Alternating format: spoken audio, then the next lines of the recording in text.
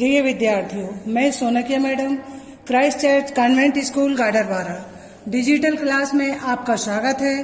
प्रिय विद्यार्थियों, मैं संस्कृत टीचर कक्षा 10वीं विषय संस्कृत। आज मैं आपको प्रत्यय परिचय पढ़ाने जा रही हूँ। अब प्रत्यय क्या होता है तो देखिए, प्रत्यय किसे कहते हैं ये भी देखिए। जिस अक्षर या अक्षर समूह को शब्द के अंत में जोड़ते हैं उसे प्रत्यय कहते हैं। जिस अक्षर या अक्षर समूह को शब्द के अंत में जोड़ते हैं उसे प्रत्यय कहते हैं। ये तो प्रत्यय की परिभाषा हो गई। अब उसके बाद देखिए, जिन प्रत्ययों को धातुओं में जोड़कर उनसे विशेषण अथवा अव्यय बनाए जाते हैं, धातुओं में जोड़कर विशेषण अथवा अव्यय बनाए जाते हैं, उन्हें कृत प्रत्यय कहते हैं। आया समझ में आपको कि कृत प्रत्यय क्या है? मैंने आपको कृत प्रत्यय बता दिया, ये लिखा है कृत प्रत्यय। आया समझ में आपको?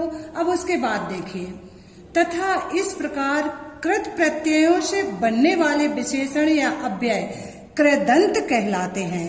क्या कहलाते हैं? कृदंत। आया समझ में? अब यहाँ पर ये आएंगे कि कृदंत प्रत्यय किसे कहते हैं, कृत प्रत्यय किसे कहते हैं। तो मैंने आपको बता दिया प्रत्यय क्या है, कृत प्रत्यय क्या है और कृदंत क्या कहलाते हैं। आया समझ में? कृदंतों के द्वारा अपूर्ण वर्तमान काल, पूर्वकालिक क्रिया, कर्मवाच्य आदि प्रकार के वाक्य बनाए जाते हैं। अब देखिए, हम कृदंत प्रत्यय पढ़ेंगे। ये मुख्य रूप से 5 होते हैं। पहला भूतकालिक कृदंत, दूसरा वर्तमान कालिक कृदंत, तीसरा पूर्वकालिक कृदंत, चौथा हेतुवाचक कृदंत, पांचवा विधिवाचक कृदंत। जो हम प्रत्यय पढ़ते हैं, जैसे ये प्रत्यय दिए हैं अनियर, श्रत, सानच, कत, कतवतु, कत्वा, ल्यप, तुमुन, कितिन, तो ये किस तरह के प्रत्यय में आते हैं वो मैं आपको बता रही हूँ कि किसका प्रयोग कहाँ किया जाता है। अब देखिए, पहला देखिए भूतकालिक कृदंत, उसके अंतर्गत आता है कत और कतवतु प्रत्यय भूतकालिक कृदंत हैं। ये भूतकालिक कृदंत के प्रति प्रयोग में आते हैं। अब जैसे देखिए, भूतकालिक क्या होता है? धातुओं के साथ कृत वाच्य में भूतकालिक कृदंत का प्रयोग भूतकाल की क्रिया के साथ किया जाता है। तो कौन से का किया जाता है? कत और कतवतु का प्रयोग भूतकाल की क्रियाओं के साथ किया जाता है। ये आप ध्यान रखना। जैसे देखिए, कत प्रत्यय जोड़ते समय जैसे क्या है? गम, ये भूतकालिक है। गम यानी होता है जाना। यदि अपन ने उसमें कत जोड़ दिया तो गया हुआ। लिख यानी लिखना, कत और जोड़ दिया तो लिखा हुआ। पठ यानी पढ़ना, कत जोड़ दिया तो पढ़ा हुआ। दृश्य यानी देखा और कत जोड़ दिया तो देखा हुआ। इस तरह कत प्रत्यय का प्रयोग कहाँ होता है? भूतकालिक में होता है। अब और भी है, जप, इष्ठा, दानी, गर्ज, अस, तद, स्पर्श, मुझ, तो ये सब क्या है? भूतकालिक के प्रति आते हैं। आया समझ में आपको? ये मैंने आपको भूतकालिक बता दिए। अब दूसरा देखिए, भाववाचक। अब भाववाचक देखिए, अब देखिए भाववाच्य होने पर इनका प्रयोग नपुंसक एक वचन में किया जाता है। अब जैसे क्या है? देखिए, त्वया प्रत्यय है तो इसका प्रयोग कहाँ किया जाएगा? तू हंसा। तो ये हम इतना ही बता रहे हैं, कतवतु का बता दे रहे हैं। जो आने वाले हैं वो ही बता रहे हैं। अब कतवतु का प्रयोग कैसे करते हैं? गम यानी जाना होता है और उसमें यदि कतवतु जोड़ दिया तो उसका होता है गया। लिख यानी लिखना होता है और इसमें क्या जोड़ दिया अपन ने? कतवतु, तो लिखा। पठ यानी पढ़ना होता है, कतवतु जोड़ दिया तो क्या है? पढ़ा। दृश्य यानी देखना, कतवतु जोड़ा तो उसका मतलब हो जाएगा देखा। तो इस तरह कतवतु का प्रयोग किया जाता है। आया समझ में आपको? अब देखिए, कतवतु धातु में कतवतु प्रत्यय जोड़ने पर क्या जुड़ जाता है, उसका क्या हो जाता है, वान। क्रय धन कतवतु बराबर कृतवान, पठ धन कतवतु बराबर पठितवान। ये इकार वाला शब्द है, इसलिए पठ का पठित हो जाएगा। पठ धन कतवतु बराबर पठितवान। आया समझ में? मैंने आपको दो बता दिए हैं, कत प्रत्यय और कतवतु। इनका प्रयोग भूतकालिक क्रिया के साथ किया जाता है। आया ये आपको समझ में? ये आपको आ गया होगा समझ में। अब उसके बाद देखिए पूर्वकालिक कृदंत, ये भूतकालिक थे, अब पूर्वकालिक कृदंत। अब पूर्वकालिक कृदंत के विषय में देखिए, जब कोई क्रिया पहले हो चुकी हो और उसके बाद दूसरी क्रिया हो, तब पहले होने वाली क्रिया को पूर्वकालिक क्रिया कहते हैं। जैसे कोई कार्य हमने पहले कर लिया, उसके बाद हम दूसरा कार्य करने जा रहे हैं, तो पहले वाली क्रिया क्या कहलाएगी, पूर्वकालिक। आया समझ में? इनका प्रयोग अव्यय की तरह होता है। ये पूर्वकालिक कृदंत के प्रयोग में आते हैं। जैसे देखिए, जैसे कत्वा, ये पूर्वकालिक क्रिया है। अब देखिए कत्वा और लय पूर्वकालिक कृदंत के उदाहरण हैं। अब कत्वा, नी क्या है, हमारी धातु है, उसमें यदि हम कत्वा जोड़ देते हैं तो क्या हो जाएगा, नीत्वा। धातु में कत्वा प्रत्यय जोड़ते समय केवल त्वा जुड़ता है। क्या जुड़ता है, त्वा। जैसे नीधन कत्वा बराबर नीत्वा, भूधन कत्वा बराबर भूत्वा, श्रुधन कत्वा बराबर श्रुत्वा, क्रयधन कत्वा बराबर कृत्वा। आया समझ में आपको? तो ये आपको याद रखना है। इसकी परिभाषा तो लिखने आती नहीं है, पर धातु ये कौन से कृदंत है, कत्वा कौन सा है, कत्वा और ल्यप पूर्वकालिक कृदंत है। आया समझ में? कत और कतवतु भूतकालिक कृदंत है, ये आपको ध्यान में रखना है। और धातु में कत्वा प्रत्यय जोड़ते समय केवल त्वा जुड़ता है। आया समझ में आपको? अब ल्यप प्रत्यय का और समझ लीजिए। यदि धातु के पूर्व उपसर्ग जुड़ा है, ल्यप प्रत्यय किसमें जोड़ा जाता है, तो ये भी समझ लीजिए। ल्यप प्रत्यय उसी धातु में जोड़ा जाता है जिसमें पहले से उपसर्ग जुड़ा होता है। यदि धातु के पूर्व उपसर्ग जुड़ा है, देखिए मैं ल्यप प्रत्यय का बता रही हूं। अभी मैंने आपको कत और कतवतु का भूतकालिक में बता दिया। कत्वा और ल्यप का पूर्वकालिक में प्रयोग होता है। तो यदि धातु में पहले से उपसर्ग जुड़ा है, उसी में ल्यप प्रत्यय जोड़ा जाता है। आया समझ में? अब देखिए ल्यप प्रत्यय जोड़ते समय धातु के अंत में या जुड़ता है। क्या जुड़ता है? या। तो देखिए नी धातु है, इसमें आ प्रत्यय पहले से जुड़ा है और ल्यप प्रत्यय हमने जोड़ दिया।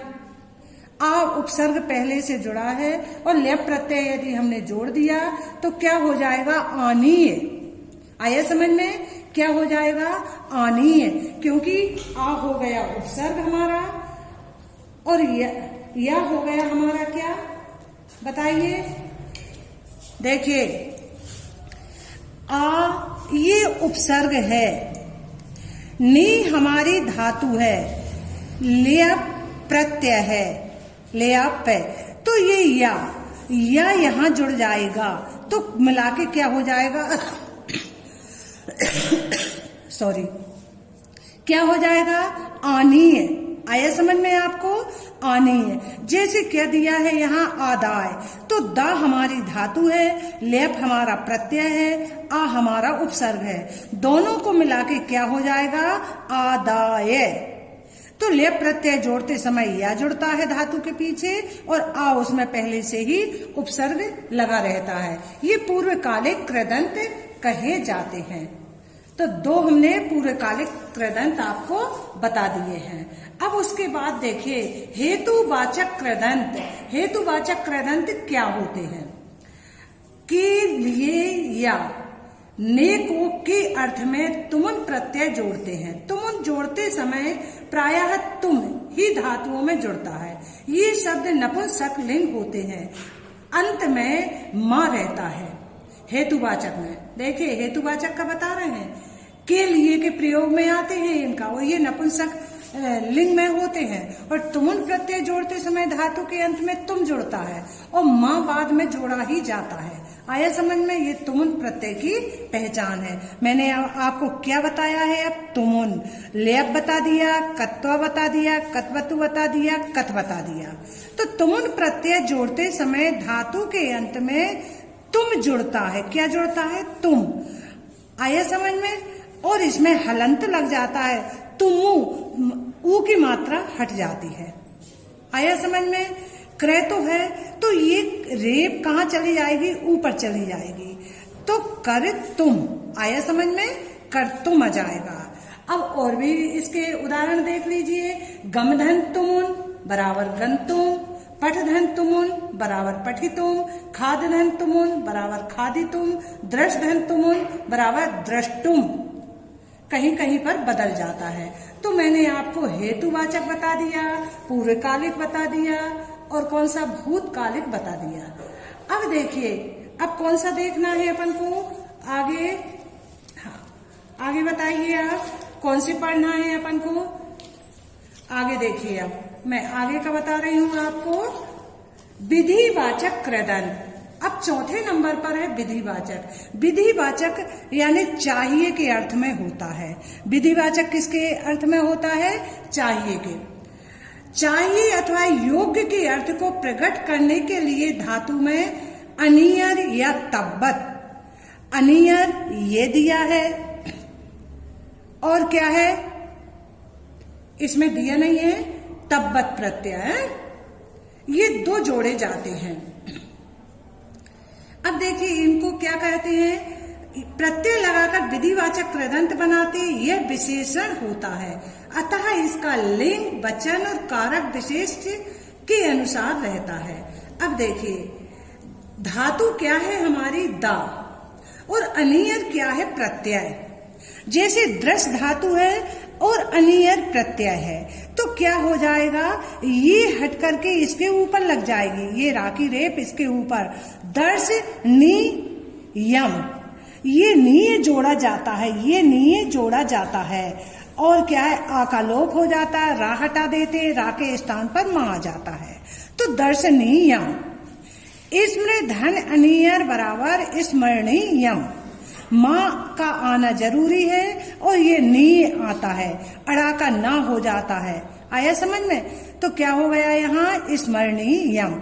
अनियर की पहचान आ गई। धातु के अंत में नी जोड़ा जाता है और बाद में माँ जोड़ा जाता है हलंत लगा करके। तो अनि दर्शनीयम, स्मरणीयम आ गया आपको समझ में? अब यदि हमें तब्बत जोड़ना है, तब्यत, तो देखिए दा धातु है, दा धन तब्यत बराबर दातव्य, देना चाहिए। चाहिए कि उसमें होता है, देखिए दा धन तब्यत। आया समझ में? तो इसका क्या हो जाएगा? दातव्य। क्या हो जाएगा? दातव्य, ये आ जाएगा। आया समझ में? तो ये विधिवाचक कृदंत हो गए। अब वर्तमान कालिक कृदंत और समझ लीजिए। वर्तमान कालिक कृदंत क्या होते हैं? ता, हुआ, ते हुए आदि अर्थ के लिए धातु में श्रत या सानच प्रत्यय लगाए जाते हैं। ये वर्तमान है, श्रत और सानच, ये कौन से हैं? वर्तमान। तो देखिए वर्तमान प्रत्यय कहाँ लगाए जाते हैं? ता, हुआ, ते हुए आदि अर्थ के लिए धातु में श्रत या सानच प्रत्यय लगाए जाते हैं। अब श्रत प्रत्यय का परस्मयी पदी धातुओं में प्रयोग होता है। इसका प्रयोग कहाँ होता है? परस्मयी पदी धातुओं में प्रयोग होता है। धातु दो प्रकार की होती है, आत्मैन पदी और परस्मयी पदी। पर इसका प्रयोग कहाँ होता है? परस्मयी पदी धातुओं में होता है। धातु के साथ जुड़ते समय केवल अत जुड़ता है। क्या जुड़ता है? अत जुड़ता है। अब देखिए कैसे जुड़ता है। अब धातु ले रहे हैं हम गम, गम धन श्रत, तो गम का क्या हो जाएगा? गच्छत। आया समझ में? क्या हो जाएगा? गच्छत। पत धन श्रत बराबर पतत। दूसरी पहचान ये है कि श्रुत प्रत्यय जोड़ते समय धातु के अंत में ता जुड़ता है। अथ आ तो आगे वाले वर्ण में आ जाता है, तो वह क्या बन जाता है? स्वर बन जाता है। अब देखिए, नम धन श्रत बराबर नमत, आया समझ में? श्रत प्रत्यय का उदाहरण ये है। पठ धन श्रत बराबर पठन, हस धन श्रत बराबर हसन, आया समझ में आपको? अब देखिए, आगे देखिए, तो ये हमने देखा श्रुत प्रत्यय की पहचान। श्रुत प्रत्यय में ना आता है पीछे।